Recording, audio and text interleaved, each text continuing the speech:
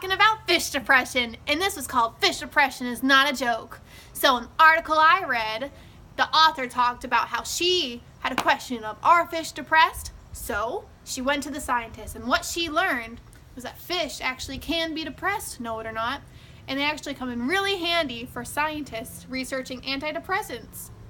So what I learned from this is how to observe fish depression is a depressed fish will hang out at the bottom of their tank and just stay really still, whereas a happy fish will swim and explore the top of their tank.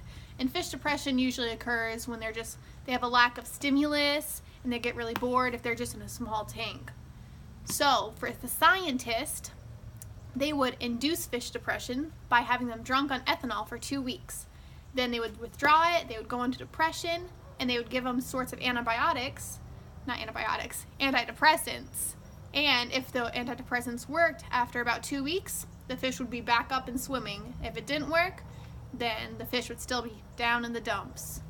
So, to find more information about this, you could go to UCF's library database, and they have all sorts of information.